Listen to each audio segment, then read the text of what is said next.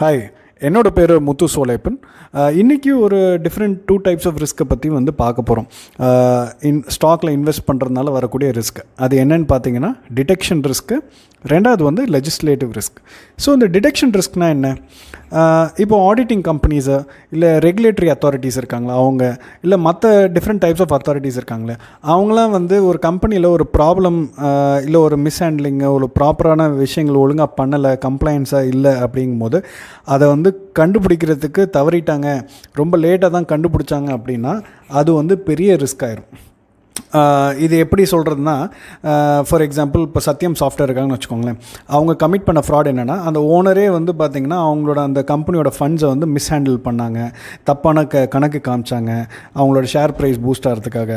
இந்த மாதிரிலாம் பண்ணதுனால பெரிய ஃப்ராட் ஒர்க் பண்ணதுனால அந்த கம்பெனி எஃபெக்ட் ஆனது. ரெண்டாவது எக்ஸாம்பிள் பார்த்திங்கன்னா, இப்போது ஐஎல்எஃப்எஸ்ன்னு ஒரு கம்பெனி இருக்குல்ல, அதில் நடந்த ஃப்ராட் என்னென்னு பார்த்தீங்கன்னா, ஓனர்ஸே ஃபேக் அக்கௌண்ட்ஸ் க்ரியேட் பண்ணி ஒரு பினாமி பேரில் ஃபண்ட்ஸ் எல்லாம் ட்ரான்ஸ்ஃபர் பண்ணுறாங்க. சில இது ஃபேமிலி பேரில் ஃபண்ட்ஸை ட்ரான்ஸ்ஃபர் பண்ணாங்க. அதே மாதிரி ஓவர் ஷூட் பண்ணி காமிச்சாங்க எக்ஸ்பென்சஸை. இப்போ ஒரு இடத்துல ஒரு லட்சம் தான் ஆகுது எக்ஸ்பென்ஸு அப்படின்னா அந்த பில்ஸை 1.5 லட்சம் மாதிரி காமிக்கிறது.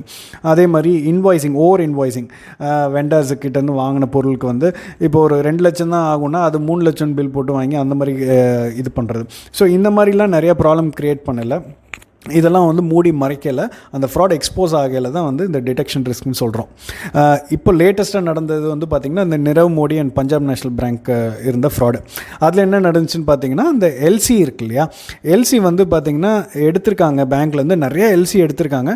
பட் அது பேங்க்கோட ரெக்கார்ட்ஸில் இந்த ஆர்டிஜிஎஸ் சிஸ்டமில் ரெக்கார்ட் பண்ணியிருக்கணும் ஆர்பிஐ கைட்லைன்ஸ் படி. பட் ஆனால் பண்ணல. அது மேண்டேட்ரி.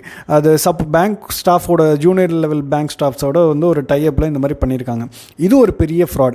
ஸோ இந்த மாதிரி ஃப்ராட்லாம் நடக்கலை. இது என்ன ஆகும்னா, இது அந்த இண்டஸ்ட்ரிக்கே ஒரு பெரிய ப்ளோவாக இருக்கும், ஒரு பெரிய இடி மாதிரி உழுகும். அந்த அவங்களோட ஷேர் ப்ரைஸ் வெறும் அவங்களோட மட்டும் இல்லை, அந்த இண்டஸ்ட்ரியில் இருக்கிற எல்லா கம்பெனியும் ஷேர் ப்ரைஸ் அடி வாங்கும், மார்க்கெட்டே கொலாப்ஸ் ஆகும், கவர்மெண்ட்டுக்கே ரொம்ப கெட்ட பேர் ஆயிரும். ஸோ இந்த மாதிரிலாம் இருக்கக்கூடிய ரிஸ்க்கு தான் பார்த்திங்கன்னா டிடெக்ஷன் ரிஸ்க்கு.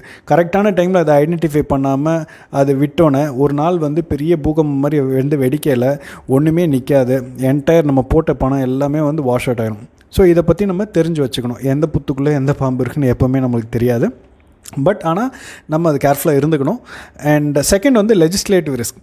லெஜிஸ்லேட்டிவ் ரிஸ்க் பார்த்திங்கன்னா, இப்போ கவர்மெண்ட் மூலிமா வரக்கூடிய பாலிசி சேஞ்சஸ் எதாவது இருக்குது, இல்லை அவங்க எதாவது புதுசாக ரெகுலேஷன்ஸ் கொண்டு வராங்க, இல்லை நியூ டாக்ஸேஷன் பாலிசி கொண்டு வராங்கன்னா அது ஒரு கம்பெனியோட க்ரோத் அஃபெக்ட் பண்ணுது, இல்லை கம்பெனியோட ப்ராஃபிட்டபிலிட்டி அஃபெக்ட் பண்ணுதுன்னா அதுதான் லெஜிஸ்லேட்டிவ் ரிஸ்க். சிம்பிள் டேர்ம்ஸில் சொல்லணும் அப்படின்னா, ஃபார் எக்ஸாம்பிள் ஒரு ரிஃபைன்டு சுகர் பார்த்திங்கன்னா ஒரு எசென்ஷியல் கமாடிட்டியாக மாறிடுச்சுன்னு வச்சுப்போம்.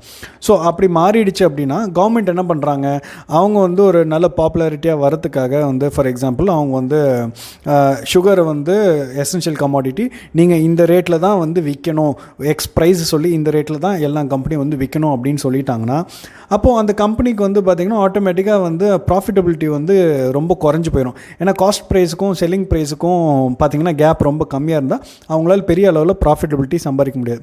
இதனால் ஓவர் நைட்லேயே பார்த்திங்கன்னா கம்பெனிஸோட ஷேர் ப்ரைஸ் ட்ராப் ஆயிரும். அதனால ஏற்படக்கூடிய ரிஸ்க் தான் legislative risk. Hope you like my video. பிடிச்சிருந்தால் லைக் பண்ணுங்கள், ஷேர் பண்ணுங்கள், சப்ஸ்கிரைப் பண்ணுங்கள். See you in next video.